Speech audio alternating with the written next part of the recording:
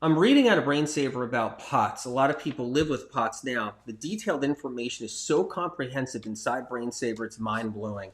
So I'm going to read a little bit to you right now. People living with POTS really struggle. The unpredictability of POTS symptoms can be maddening for many. In most cases of POTS, it takes months to years of doctor shopping to get validation for their symptoms. And that's what I see out there all the time with POTS, all these years. It takes doctor after doctor after doctor to finally get some doctor, some professional to say, I think you have POTS, ma'am. The cause of these symptoms is byproducts and toxins built up in a stagnant, sluggish liver being released and collecting around heart valves. So check this out. So in a stagnant, sluggish liver right here, all these toxins build up, and then they finally get released out of the liver, and then they collect around the heart. POTS symptoms go way beyond problems with getting up or leaning forward. So it's not just about, oh, let me get up here. Whoa, whoa. Let me lean forward. It's more than that. Or leaning down, because POTS is a viral neurotoxin disorder. So I'm talking about viral neurotoxins creating POTS in the Brain Saver books right now, right? One reason POTS is so difficult is that it's a chronic viral infection. In POTS, the Epstein-Barr virus has been in the liver for a long time. So anybody with POTS symptoms, they have the Epstein-Barr virus sitting inside their liver, not for a short amount of time in their life, not for a month, but more than a year. In fact, years. In POTS, the Epstein-Barr virus sits in the liver for years and collects neurotoxins that cause POTS symptoms, ranging from the dizziness people go through, right? And then the difficulty with exercising. And that's one of the reasons why they get the diagnosis of POTS, because they say to the doctor, well, I can't exercise because I get dizzy, I get lightheadedness, I faint, I get fatigue, I get the brain fog, nausea, chest pain, the blurred vision, the racing heart, unstable blood pressure. When the liver is stagnant and sluggish, overburdened, and filled with years' worth of viral toxins, various areas of the liver become blocked. So that's a whole nother problem with POTS. Areas of the liver actually get blocked. So you might get a blocked section of the liver. That means the blood vessels inside the liver tissue get clogged up with byproduct from the Epstein-Barr virus. This makes it harder for blood to get drawn through the liver to get to the heart, putting the heart under a continual strain. So here it goes. Your heart is trying to pump all the blood from your liver up into it. But when the liver is stagnant, sluggish, and blocked in certain areas, and that's the whole thing with POTS, when people have POTS, the liver's blocked in certain areas. So then when the heart is sitting here trying to pump and pump and pump, it can't do its job. It's struggling, and this brings us into POTS symptoms, right? POTS symptoms. So here you got your liver, it's blocked in certain areas, and here's your heart, and it's pumping away like this, right? But it's pumping harder. People with POTS can feel their heart beat, sometimes pulsing through their neck, through their ear, through the side of their face, their forehead, in their throat, somewhere, or in their chest more, or when they're laying down in bed.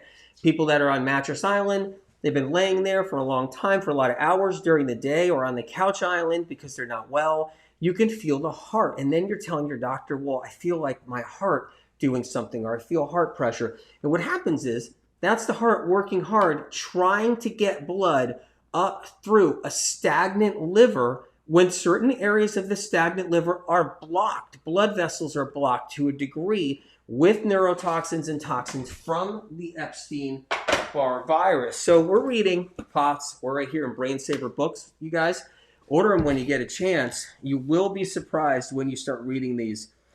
Really eye-opening. So we'll go into this a little bit more.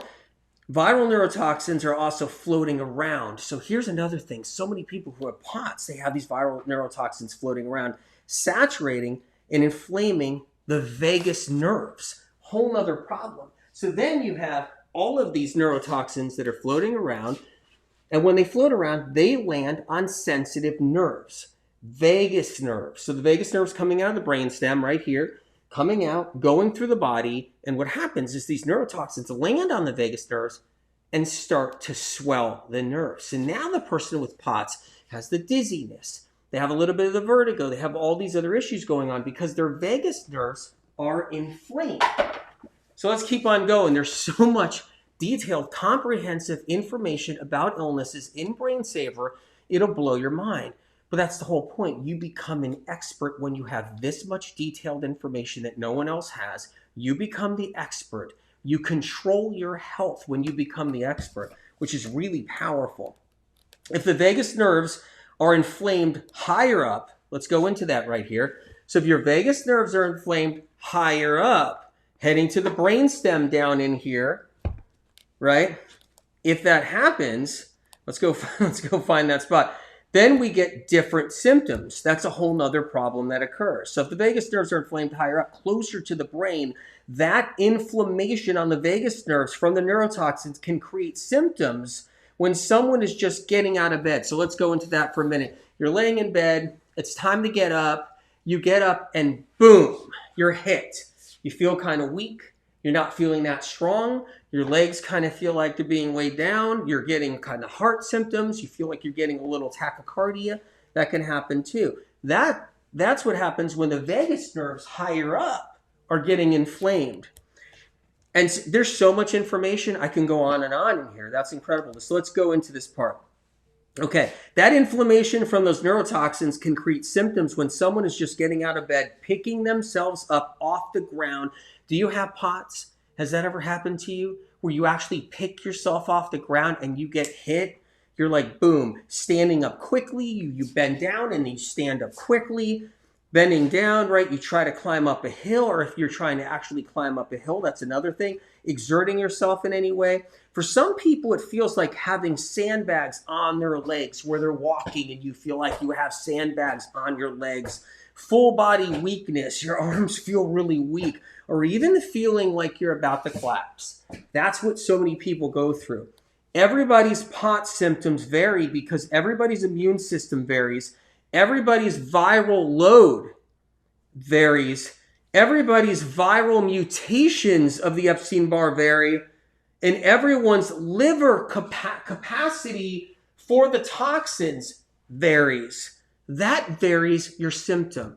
And you know what's interesting? All these years, you don't see any of that information out there. You don't get the details. You can't become an expert when you don't know why you're sick. It's in here, and it is packed, really packed. So let's go a little bit further because we can keep on going. Often these days, people don't get a POTS diagnosis by itself. Isn't that weird? Isn't that funny? So if you had a POTS diagnosis, you got POTS and something else. You got POTS this, and this. Someone with POTS has often seen multiple doctors and received other diagnoses. Have you gotten another diagnosis? So you were actually POTS, and then you got another diagnosis for like another different condition.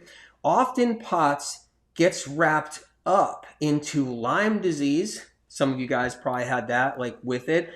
Fibromyalgia, where you got fibromyalgia diagnosis and a POTS diagnosis. Lupus, a lupus diagnosis and a POTS diagnosis. Vertigo diagnosis, ME/CFS, or chronic fatigue, because someone is experiencing various symptoms. When you're dealing with POTS, you could also be dealing with all these other symptoms. So when you go doctor shopping, you get a bunch of different labels to take home. You know, instead of your bag of goodies or your haul for different shoes and clothes and other things or food at the grocery store, you come back from your doctor shopping with a haul of diagnoses and labels.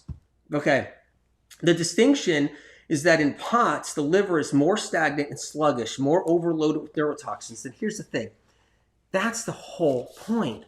How do you even know the difference of what this symptom is, that condition? The details in here matter. That's how incredible it is. It's telling you right now the difference. The distinction is that in POTS, the liver is more stagnant and sluggish. Stagnant and sluggish, more overloaded with neurotoxins, which means that certain areas of the vagus nerves and up more are puffed out and inflamed. The more you have toxins and poisons and neurotoxins inside the liver, the more the vagus nerves are going to puff out, causing more inflammation, bringing you to all kinds of things. So when you do certain moves, like movements, exertion, it can prompt dizziness, lightheadedness, vertigo, struggle or breathing, or tachycardia. The combination of a liver that has blockages along with viral infections creates the unpredictability. This is just scratching the surface. The POTS protocol is in the protocols book. The POTS information is in Brain Saver, but it's more than that. 7 heavy metal detox cleanses, brain shot therapy is a new tool too for medical medium information. When you get these books, you become the expert, and that's how you become empowered. I've been saying this for years. You want empowerment with your health. You don't want anybody else to own you. You want you to be you. Then learn the information to what's wrong so you can then fix it and become that expert. That I'm just scratching the surface of the Brain Saver books. I'll see you next time, you guys.